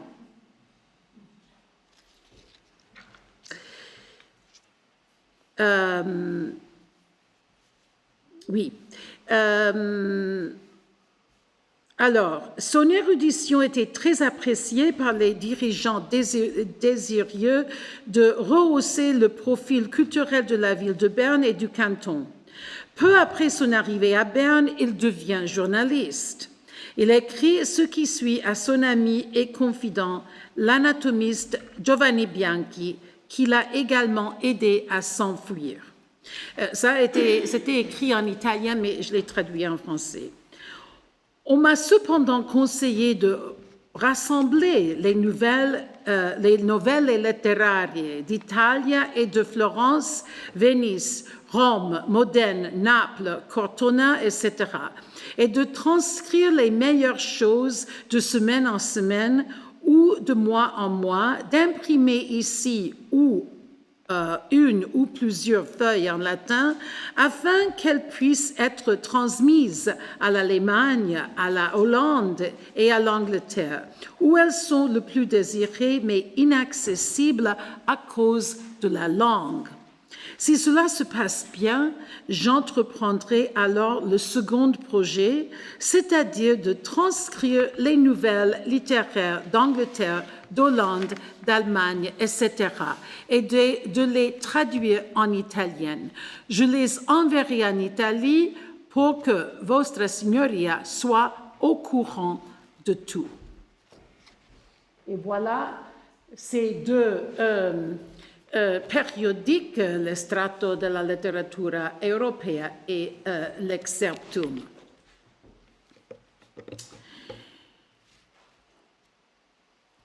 Notez les incroyables compétences linguistiques qu'il possédait, un aspect de son parcours sur lequel nous reviendrons.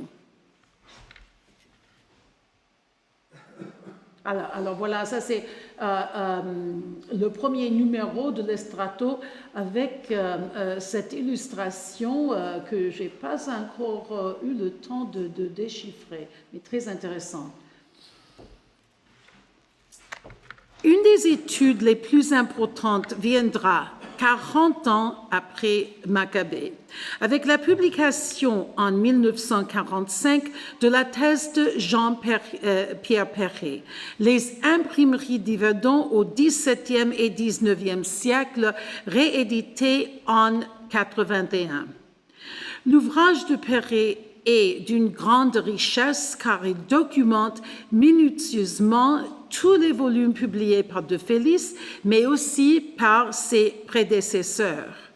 En effet, l'objectif de Perret était de mettre en évidence le rôle stable d'Yverdon en tant que centre d'innovation dans le domaine de l'édition. Cependant, dans son introduction, Perret identifie l'un des résultats les plus importants de l'arrivée de Félix et de la publication de l'encyclopédie d'Yverdon. Faire d'Yverdon un carrefour d'échanges intellectuels.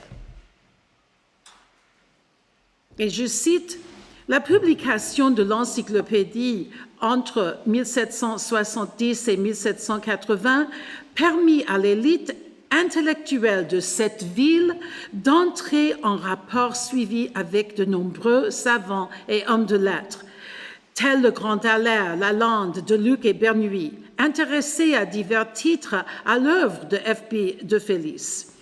La plupart d'entre eux s'arrêtent à Yverdon et s'y pleurent. Certains s'y firent imprimer. De grands seigneurs, des personnes du meilleur monde, suisses ou étrangers, choisirent cette ville, alors pleine de charme, comme lieu de séjour. Il y avait des salons, et ces salons étaient bien fréquentés. On y causait, on y jouait et y dansait. On pouvait s'y récréer en aimable compagnie. Les bains étaient à la mode et d'excellentes pensions attiraient de toutes parts la jeunesse studieuse. Tout cela contribuait à faire d'Yverdon une ville agréable et vivante. » Fin de citation. Perret évoque également l'évolution d'Yverdon parallèlement à l'établissement de l'imprimerie, soulignant ainsi ce que signifie la gestion d'une entreprise d'édition prospère. Il fallait se trouver dans un endroit capable d'attirer l'ensemble des travailleurs nécessaires au succès d'une entreprise d'édition. Et je cite Perret encore, la fondation en 1761 de la Société économique d'Yverdon et la création une année plus tard de l'imprimerie de Félix nous permettent de sentir au mieux l'atmosphère régnante. La Société économique, transformée bientôt en bibliothèque publique, et l'entreprise typographique de Félix furent en effet de véritables foyers de culture, toutes deux méritaient une étude particulière. C'est à la seconde que j'ai accordé ma préférence. Et je devrais ajouter que j'ai eu le grand plaisir de connaître sa femme, Françoise Perret, grande journaliste d'Yverdon, qui m'a invitée chez elle un jour à manger et qui m'a tout expliqué comme son mari avait fait ses recherches. Vraiment incroyable. Perret conclut en disant que De Félix a été l'un des plus importants Yverdonois à avoir fait la gloire de sa ville d'adoption.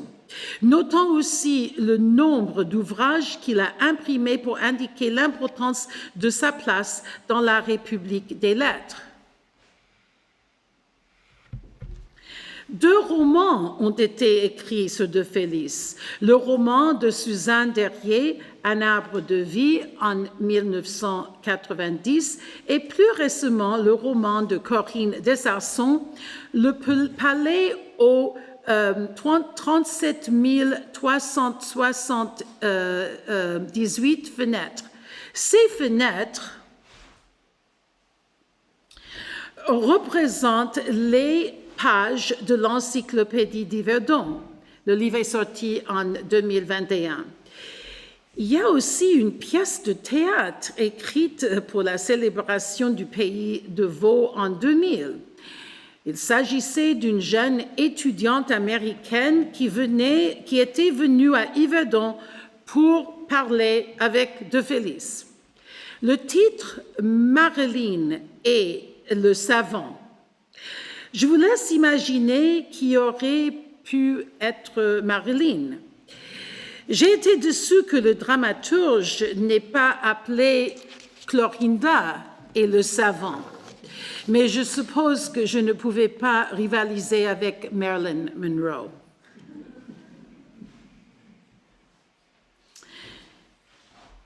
Il y a aussi des expositions. En 1999, l'exposition que Henri Cronat avait organisée au musée d'Yverdon voyageait en Californie, à UCLA, pour l'exposition The Encyclopedia and the Age of Revolution. Et ici, vous voyez le portrait. Alors, j'ai quelques...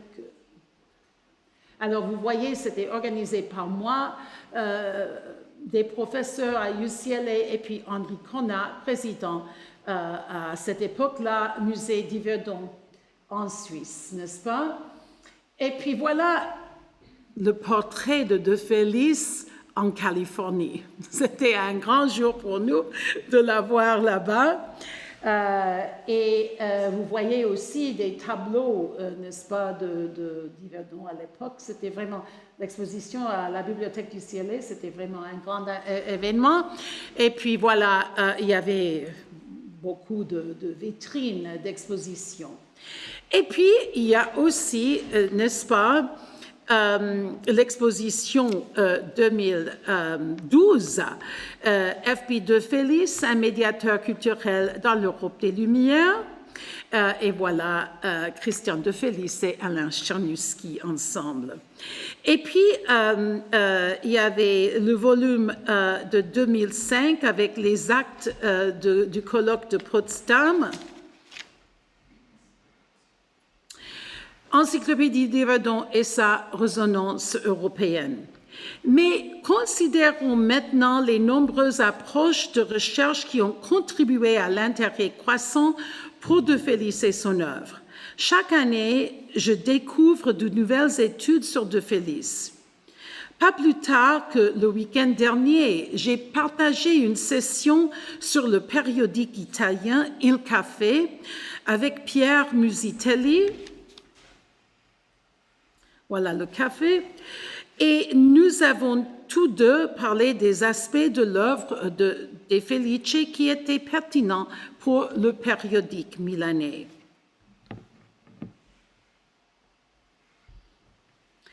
Alors, les différentes approches. Les Lumières, il y a 5 directions qui sont importantes aujourd'hui qui, à mon avis, n'est-ce pas, encouragent les études sur de Félix et son œuvre. Les Lumières transnationales privilègent le changement induit lorsque les cultures, les langues et les pratiques entrent dans le type de relation dynamique caractéristique de l'Italie et de la Suisse, se rencontrant à travers le déplacement de Félix, ce qui soulève un deuxième domaine de recherche dynamique, la diaspora des intellectuels italiens au XVIIIe siècle. Troisièmement, une recherche croissante sur les Lumières protestantes et catholiques, évoquées plusieurs fois aujourd'hui déjà. Quatrièmement, une réévaluation des maisons d'édition suisses et des intentions de leurs fondateurs. Et cinquièmement, les réseaux de correspondance. J'aborderai ces 5 aspects dans la suite de mon intervention. J'ai consacré beaucoup de temps sur les recherches de Perret parce que ses idées sur De Félix et l'imprimerie étaient justes au 100% et 80 ans plus tard, les chercheurs commencent à comprendre le rôle d'Yverdon et de De Félix dans un réseau où De Félix et sa maison d'édition d'Yverdon n'avaient pas été mis en valeur auparavant. En effet, je me demande souvent ce qu'il en serait si nous disposions de la correspondance relative à sa maison d'édition, comme celle qui a été trouvée pour la Société typographique de Neuchâtel. On écrirait des articles comme celle-ci, intitulés « A Society of gens de lettres, Provincial Cosmopolitanism and Swiss Sociability at the Société typographique de Neuchâtel ». Ça, c'est récemment, c'est un article de 2022, n'est-ce pas? Le fait qu'on commence maintenant à parler de la société, des sociétés de gens de lettres de la Suisse, c'est très important. Et l'encyclopédie d'Yverdon et le Code de l'humanité est plein dedans. Alors, dans le but d'essayer de comprendre les Lumières suisses à travers une étude des maisons d'édition suisses et de leurs fondateurs, c'est ce que Matthew MacDonald, l'auteur de cette recherche, a fait. Perret est mentionné également et Yverdon et la presse de Félix dans cet article. Alors, en préambule, je voudrais dire que Robert Darnton a contribué à nous faire prendre conscience de la nature transnationale du commerce du livre en France au XVIIIe siècle. Son travail a incité de nouvelles générations de chercheurs tels que Simon Burroughs et Marc Courant. Et aujourd'hui, Matthew MacDonald, en considérant les publications du STN de manière plus nuancée, en particulier lorsqu'il s'agit de les qualifier de subversives et audacieuses. À juste titre, MacDonald souhaite considérer les directeurs du STN, Bertrand et Osterwald, comme des éditeurs éclairés, intéressés par bien plus que de ce qu'ils pouvaient gagner. Et l'aspect qui a été plus souligné par Darnton, et également par la diffusion de la connaissance, les Lumières suisses. MacDonald a remarqué l'importance de la Suisse au cœur de l'Europe et le nombre considérable d'élites régionales qui ont surmonté leur isolement géographique en développant des réseaux, discutant de réformes agricoles et d'amélioration sociale avec des correspondants à travers l'Europe et les Amériques. Il note également l'importance du rôle des sociétés typographiques liées à Berne et ce qu'il appelle, je cite, la constitution d'un siècle sociable qui a relié la Suisse à l'Europe élargie.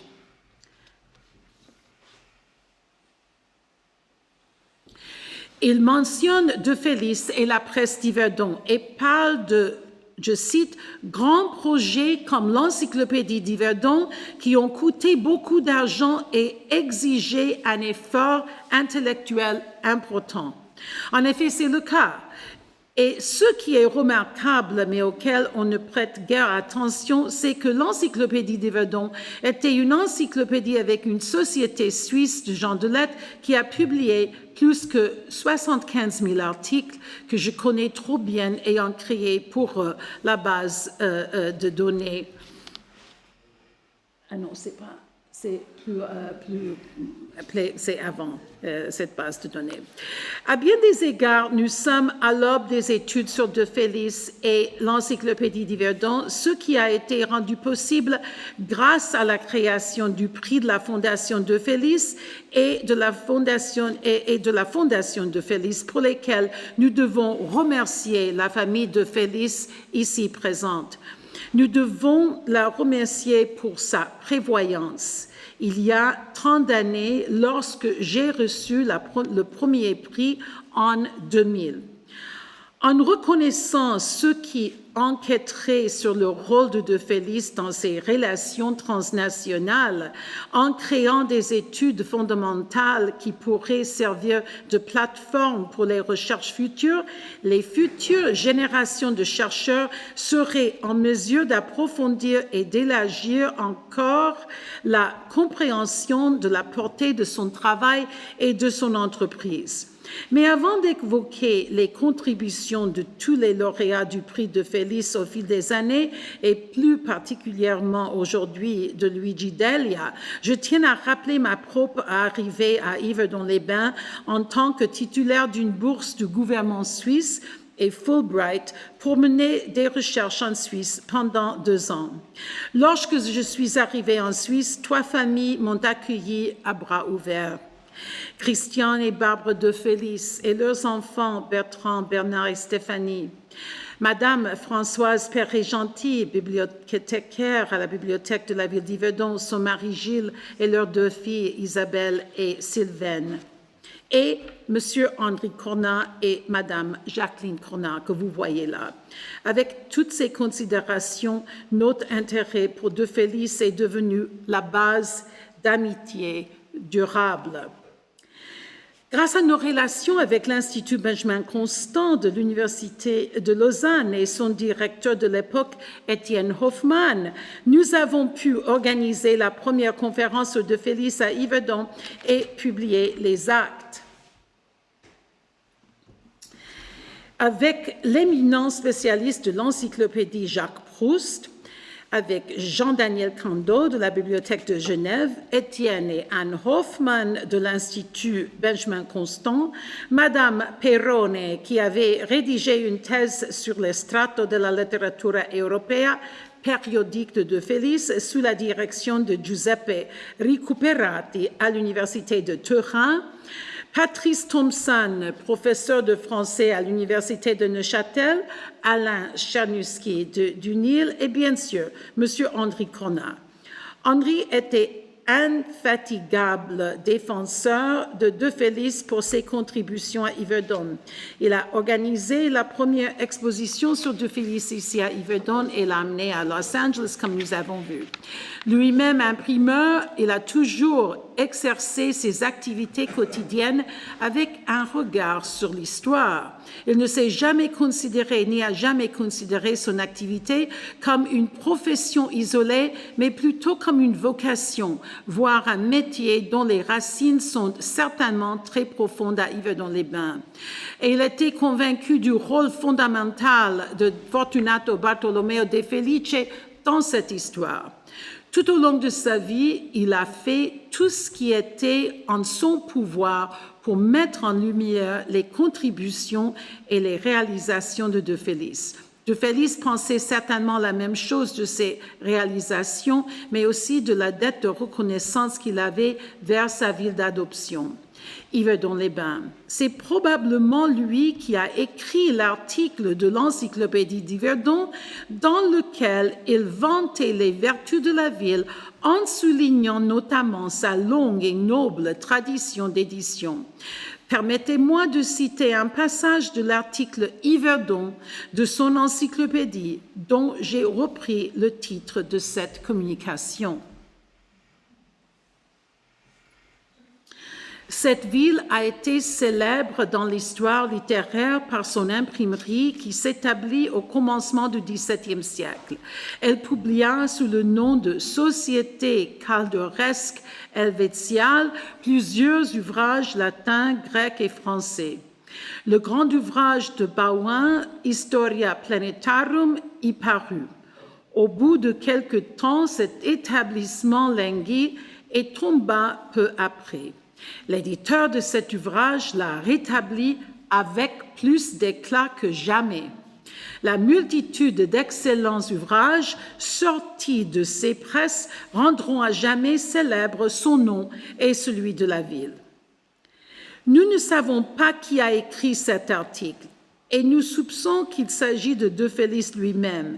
Mais l'auteur de cet article a déjà partagé l'idée que tant de chercheurs partagent aujourd'hui.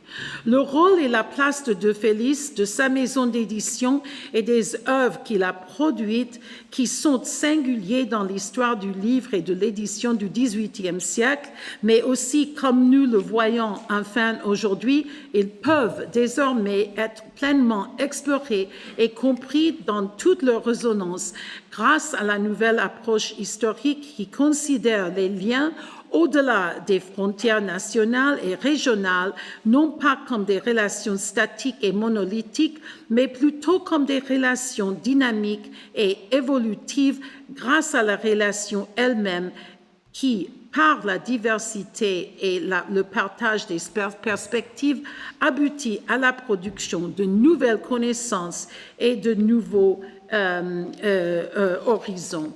Et ici, j'avais une partie qui parlait, n'est-ce pas, de la transnationalité, mais je pense aller plus loin parce que j'avais déjà évoqué cette idée pour parler des lauréats. Ce n'est que grâce au travail des lauréats que nous disposons aujourd'hui de recherche fondamentale. Il avait déjà réuni un groupe de collaborateurs qui allaient le suivre dans la création de la Société suisse des gens de lettres qui écrivaient pour l'encyclopédie d'Yverdon pendant la durée de publication des volumes et textes de planches, soit 10 ans en tout. Mais même les spécialistes ont eu tendance à sous-estimer le caractère unique de cette entreprise. Elle n'a jamais été interrompue et les volumes ont été produits avec une régularité étonnante, surtout si on pense à l'histoire de l'édition de l'Encyclopédie de Paris, sans parler d'autres compilations comme...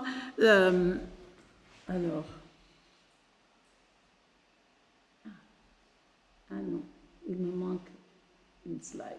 Bon, j'avais une slide, peut-être qu'on va le trouver, de Jean-Georg Krünitz, qui avait commencé son encyclopédie en Allemagne par une traduction de l'encyclopédie d'Yverdon, mais il est mort alors qu'il écrivait l'article Corpse. Leiche. Et ça, c'est la vie des encyclopédistes. Alors, comme De Felice a-t-il pu produire autant de contenu en si peu de temps? Il avait une équipe formidable, c'est certain, et nous en savons enfin beaucoup plus sur les contributions des 3 auteurs principaux, De Felice, Élie Bertrand et Gabriel Mangard, que Luigi avait évoqué. Mais nous avons beaucoup appris grâce à l'important travail du lauréat. Alors, c'était... Voilà. Alain Czarnowski sur les emprunts et les adaptations de l'encyclopédie d'Yverdon et sur les relations entre l'encyclopédie de Paris et l'encyclopédie d'Yverdon, ouvrage qu'il a écrit aussi avec Léonard Bournon, lauréat du prix en 2015. Et Alain est auteur de beaucoup d'autres ouvrages, n'est-ce pas, sur l'encyclopédie que vous connaissez. Dans cette perspective transnationale, les lumières de l'Italie et de la Suisse sont interlacées de manière dynamique et réciproque. Grâce au travail de Stefano Ferrari, lauréat du prix de Felice en 2013, nous avons suivi de plus près les liens étroits de De Felice avec les réformateurs italiens et les contacts entre l'Italie et le monde germanophone. Alors, réseau de correspondance. En 1903, Maccabée avait publié quelques lettres de De Felice, mais ce n'est qu'avec le projet de Léonard Bournon de rechercher dans les archives de toute l'Europe les lettres qui ont pu être trouvées, puis de les transcrire et de les annoter en les rendant disponibles sur le site web de l'UNIL, que nous avons pu comprendre la portée de De Felice dans la République des lettres. Nous avons pu comprendre combien de lettres ont pu être échangées et pourraient ne jamais être retrouvées grâce à la recherche qui est maintenant possible en utilisant les outils des humanités numériques appliqués au réseau de correspondance qui nous permettent de corréler les noms et les dates à travers de multiples lettres et correspondances. Ces dernières années, un nouvel ensemble de correspondances entre Fortunato Bartolomeo De Felice et Onorato Caetani est étudié par la doctorante Isabelle Kellman dans le cadre de son programme de doctorat à l'Université de Montpellier. Ce riche ensemble de 123 lettres contenant la correspondance active et passive de De Felice promet d'être le plus important ensemble de lettres documentant la renommée de De Felice en Italie et en Europe dans les années 80. Il offre un aperçu de la réception de son œuvre, l'encyclopédie d'Yverdon bien sûr, mais aussi le Code de l'humanité. Nous attendons avec impatience la thèse d'Isabelle Kellmann qui montre déjà tout ce qu'il reste à apprendre sur le rôle de De Felice dans le XVIIIe siècle transnational. Et puis j'ajoute mon projet d'inventaire de l'encyclopédie d'Yverdon et le jour et le mois où j'ai reçu, moi, le prix De Felice en 2000. Et c'est une de mes photos préférées. Vous voyez Monsieur Cornaz, Madame Proust, Jacques Proust, Étienne Hoffmann, moi, Alain Charnusky et Monsieur Christian De Felice. Je garde un souvenir de ce jour qui était il y a exactement 23 ans, Luigi, parce que c'était le 28 septembre, n'est-ce pas, 2000.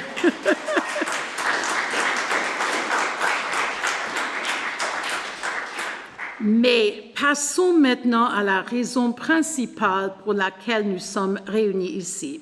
Luigi Delia, qui a fait progresser nos connaissances sur De Felice et son rôle dans le siècle des Lumières. Je n'oublierai jamais ma première rencontre avec Luigi lors du congrès de la Société internationale d'études du XVIIIe siècle à Rotterdam, où j'ai découvert non seulement son intérêt pour l'encyclopédie d'Yverdon, mais aussi sa vaste érudition dans les articles relatifs au droit et à la jurisprudence dans l'encyclopédie de Paris, l'encyclopédie d'Yverdon et l'encyclopédie méthodique.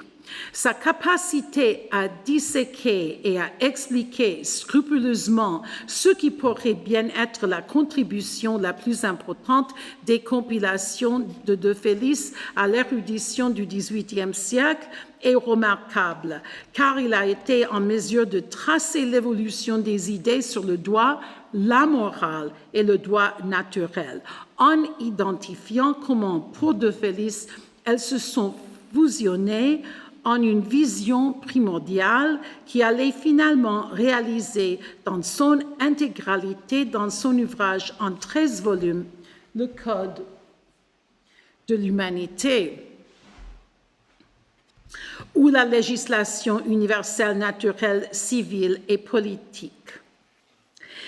Si l'on considère le travail accompli par Luigi Delia au cours des 11 dernières années, c'est à lui seul que l'on doit non seulement d'avoir tiré le Code de l'humanité de l'oubli, mais surtout d'avoir su convaincre par une série d'articles convaincants, publiés en anglais, en français et en italien, de mettre en valeur dans cette compilation le chef-d'œuvre de la carrière de De Felice.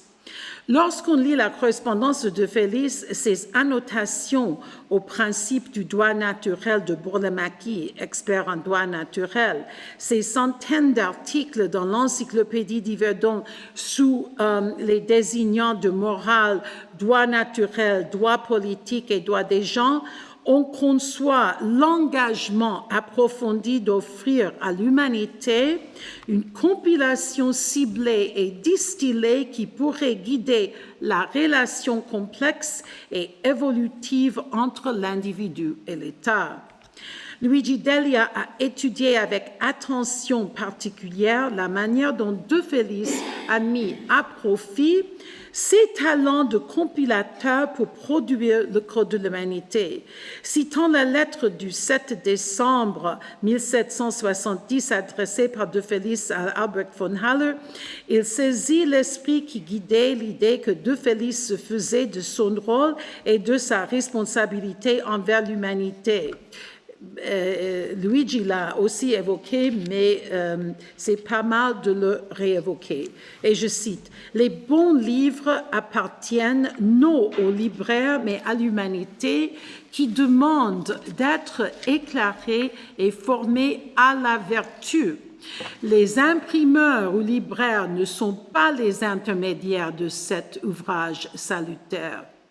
Ne sont que les intermédiaires de cet ouvrage salutaire. »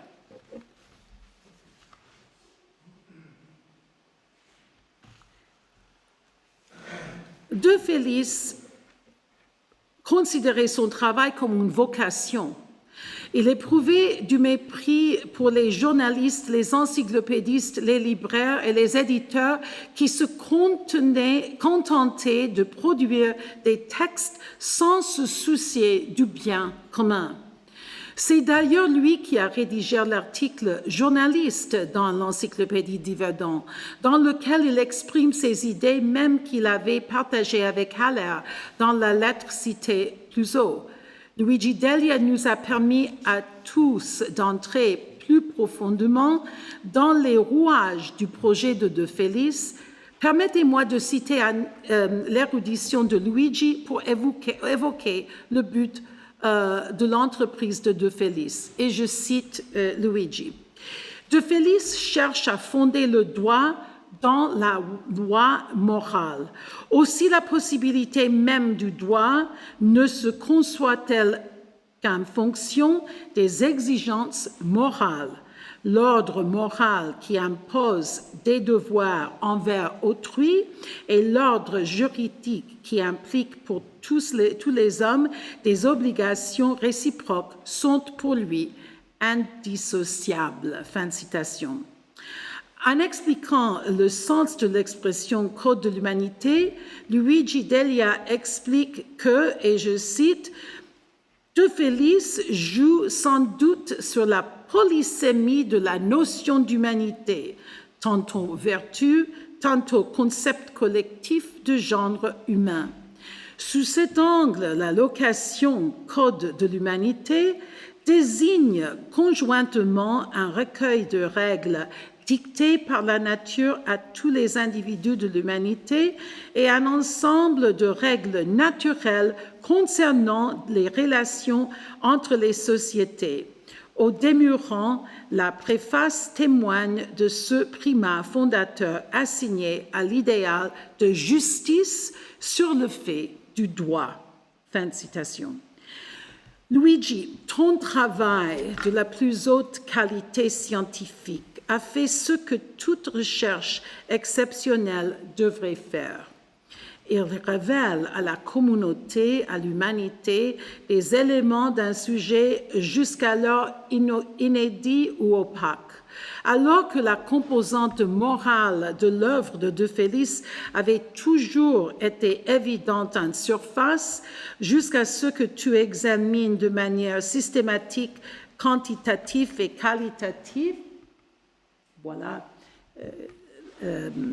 son plateforme qu'il nous a fait voir tout à l'heure. Dans la réalisation la plus importante de Felice, le Code de l'humanité, nous ne pouvions pas vraiment en saisir la perspicacité et la profondeur. Tu as ouvert si largement les portes de la recherche sur l'œuvre de De Felice, Luigi, que de nombreux chercheurs à venir parviendront à les franchir, tout en fixant de nouveaux objectifs à cette recherche. Luigi, au nom de toutes les personnes présentes, je te félicite du fond de mon cœur et j'attends avec impatience de nombreuses autres grandes publications sur Fortunato Bartolomeo de Felice, dont le prix t'est décerné sans équivoque aujourd'hui. Merci.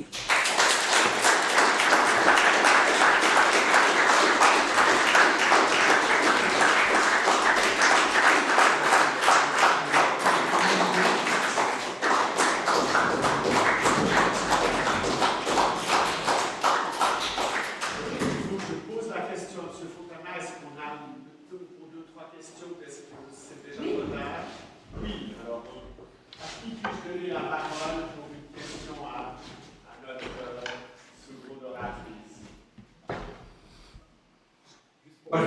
propos, Clorinda a évoqué le nom d'Henri Cornat. Évidemment que son souvenir est très présent ici en ces lieux.